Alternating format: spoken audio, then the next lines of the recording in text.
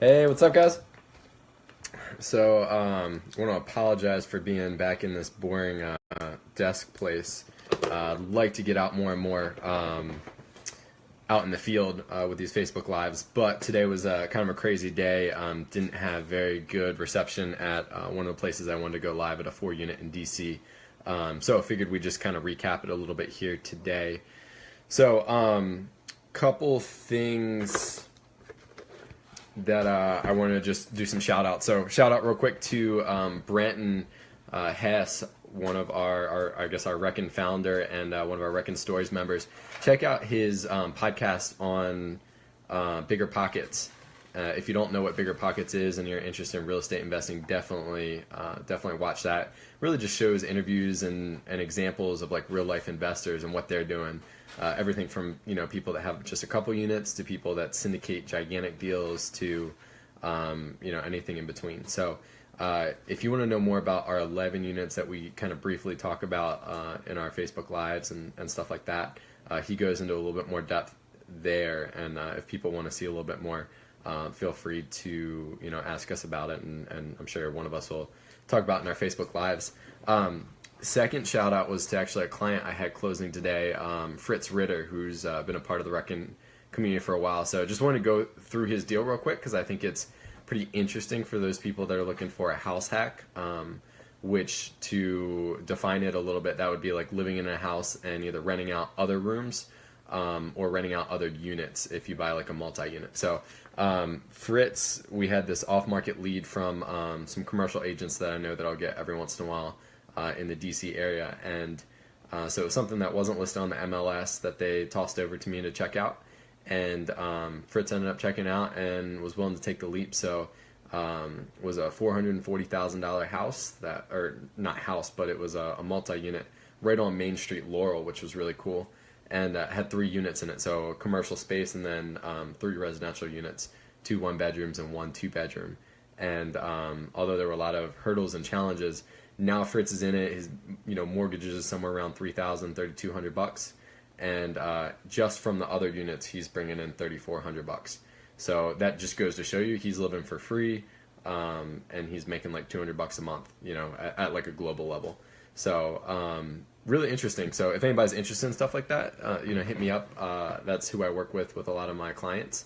So if you guys are interested, shoot me a Facebook message, and we can get together. I can explain what that looks like, and how you might get yourself positioned to start there.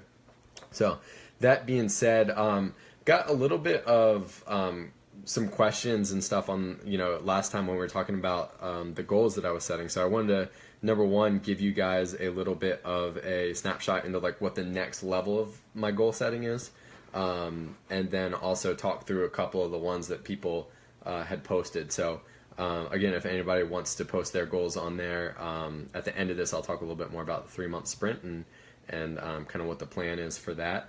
And so let me show you guys what I was talking to you about last time. If you don't know what I'm talking about, just go to the last Facebook Live that I did. And so this is what I'm looking at as like my 3-month sprint. So this is going through, it actually officially started like 3 days ago. And so basically these are my sales goals. So if you look at the goals, it's 12 million in sales. It's to be 190 pounds at 10% body fat. And then the third one is to create $5,000 in monthly passive income. So those were the 3 that we walked through a little bit. So somebody had about SMART goals. I'll go through and give credit where credit is due here. But somebody had talked about SMART goals, and I wanted to like relay that a little bit and like define what that is, because I think it was somewhat apparent in some of the comments that we could definitely get a little bit more specific, a little bit more purposeful with some of the goals that people are posting. We'll go through a little bit of like what I think about in goals. So SMART goal would be, it's an acronym, and so it would be specific, measurable, attainable, what is it? Reasonable, and then time. It has some sort of time measurement to it. So I actually don't particularly like the acronym SMART. I actually like to just ask myself two questions. So it's, is this goal, number one, going to move me forward? And number two, is this goal, does it provide me clarity in what I need to do now? And so that's a little bit of the next step is like, so now I have this goal of 12 million. I've broken it down. I know I need to sell 1 million a month. So this gets into like the difference between lead and lag measures. So that's actually, I'm all tracking there is a lag measure. So I'm going to do some sort of activity and then I'm going to close a house for a client, right? And so what I really want to do is I want to be tracking like what's the activity I do today that then gets to that goal. And so we can go through a couple of the examples here. And so for me, I break it down to appointments with clients. So I need to have an appointment with the client in order to get them to sign with me as their agent, and then eventually get them to to the closing table and help them purchase a home. So what I should really be tracking is not my closed volume. While that's a good thing to track, what I should be tracking is my appointment numbers. So for me, I've broken this down, I've done the math, and I need to do 8 appointments a month. So that's what I need to do for that to happen. So goal number 2, I broke it down, and I need to go to the gym 4 times a week. And then there's still some piece of nutrition that I'm kind of lacking there that I need to figure out. All right, there we go. Cool. So the next thing, and then the last one is 5,000 a month passive income. That's not really that great for a lag and lead and lag measure, because it's a lot more like incremental steps. So if I were still looking for properties, that might be how many properties am I viewing, or how many contractors am I meeting, because that's kind of my third goal. I didn't really go into specifics with that yet, although I should. So I wanted to go real quick through some of the comments of last time. So I'm pulling up on my computer here, and then just want to give like 2 quick examples of some ways I thought you could make some things better here. So give me 1 second. Let me scroll down to mine. There we go. And so if anybody else wants to join the 3-month sprint, then I would love you to comment on the last post, kind of what your goals are. So again, Shaq had in here 1.6 million closed. So that would be like, let's track that, and like, let's see how many appointments does he need a week, and then that would be what he would consistently track. So John Stober right here, I think this is actually a really great one. So John's goal was, I want a house hack situation that puts me within 30 minutes of where I work. That's actually really good and helps him kind of zone in on where he wants. That I can get into for 10 to 12K. Great, another qualifier. So like that, I mean, specifically I'm working with John as his agent, so that helps me, give me clarity of like where we need to be. And he doesn't want to pay more than $200 a month after the principal and interest, utilities, cable, internet, all that stuff. So that's one goal. So now for John, it's to break down, maybe he needs to go see more houses. Like he needs to preview, let's say 3 houses a week, or he needs to look at every deal that I send to him, or whatever that goal is. Like that would be the lead measure for that. And then so for the second one, he has, for wholesaling, we just need to assign our first contract and get that first deal out of the way. That's actually a really great one to go back and track a little bit better in terms of like, what's the lead measure to that. So it's a really good goal. Let's put a time measure on that and then like track it a little bit. So we'd love to break down more, and at the end of the Facebook Live here, I'll talk a little bit more about like what the opportunities with the 3-month sprint is, and I'm actually really excited about that. So got that done. So if anybody else wants to comment on this post, I'd love to hear more about like what your lead and lag measure is. If you've already posted about your goal, would love to see what your lead or lag measure is. And if you haven't, feel free to go back. You can post on this thread as well under this Facebook Live, like what is your goal, and then specifically break out like what do you think might be a lead or lag measure. And then one of the other things that happened today was, so I was in the car a lot today. I went from Baltimore down to DC, back to Howard County, back to Baltimore, And so I was driving around a lot. I was probably in the car for about 3 hours. So I wanted to pick up a new podcast. And one of the things that I have always loved is Anthony Robbins' program. So I grew up and I listened to a lot of the Unlimited Power and some of his other programs. And so I've been to his event 3 or 4 times. We're actually getting a group together to go in November if anybody is interested. We'll probably be buying tickets in a couple of weeks. But somebody had mentioned a couple weeks ago that he had a podcast, and I was like, wow, that's really cool. Also watched Brenton's podcast episode, but I did listen to that this morning as well. But I listened to the first one of the Tony Robbins podcasts, and so for those of you who don't know who Tony Robbins is, he's really like a life development coach, and he does a really incredible job of like breaking down human psychology. Really, really interesting. So I'd highly recommend just YouTube some of his stuff, and you'll be blown away. And one of the things that hit me today specifically was what he calls your primary question. And so this hit me a while ago. I heard it a while ago, and it re-hit me in a different way today. And I kind of implore you guys to ask yourself, like, what's your primary question? So to give you an example, every time something happens, you'll kind of subconsciously ask yourself a question, and then that question, you then respond to it, and then based off of that response, you're going to have some sort of, somewhat outward showing to the world. So an example might be something bad happens to you, and so some people might ask themselves, why did this happen to me? Right? Like that's a pretty common kind of bad primary question. Other people will ask themselves, like, how can I fix this? Or, something like that. So I think a lot of I'm actually just exploring today, and I'll let you guys know kind of what I come to in the next Facebook Live. But one of my biggest primary questions is, how can I fix it? And what can I do to kind of make this better? I was talking to my girlfriend, and Callie, who's incredible.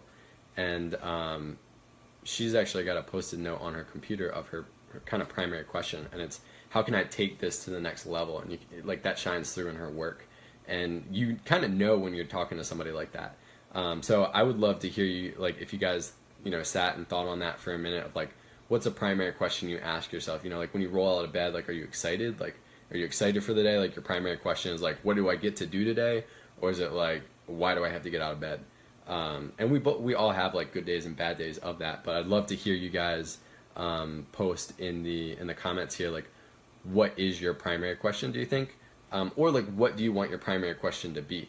Because I think that's also something that we're constantly attaining. Like, you can change those things. So I think that's really, really interesting kind of share from one of the podcasts I had today. And then another lesson I had this week was from a guy named Gabe Garcia. And for those of you who don't know Gabe is a young investor in Baltimore, and he runs a meetup at actually Keller Williams flagship. So if anybody's interested in that, it's a really incredible way to get to know other investors.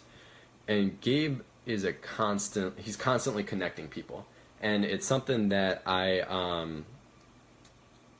really want to be better at, is connecting with people and bringing people together.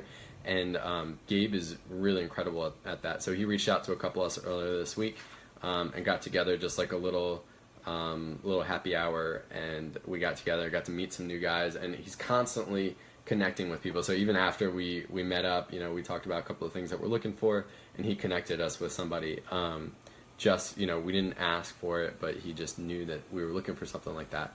So there's a lot of power in connecting people, and so that's just something to highlight. So I wanted to close up with 2 things today.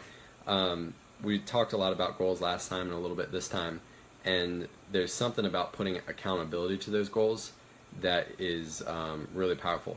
So I want to give you guys an example of a way that actually me and Brenton put some accountability to what we were doing. So I realized that I wasn't consistently going to the gym, and so I wanted to figure out how can I consistently get to the gym. And so we're brainstorming, like, how do you do that? Like, what would actually motivate me to go to the gym? And one of the things that I realized was it's easy to make it monetary, and so I give away $50 or something like that. We give it to charity or something, and in the end it's good. So that's not a huge motivator. So then we figured out, like, well, monetary is really good. So in what way would it work even better? And we found that, yeah, I do only have 2 days left, and I have 3 days left actually, and 2 gym sessions because I have today, which I'm going tonight. So if what we came to is that if I don't go to the gym 4 times in a week, which is my goal, and also Brenton's goal, then my dad has to give Brenton $50, which my dad actually doesn't know about that yet. So I'm not going to tell him until it happens one time, but it's not going to happen because that's a high accountability enough that I will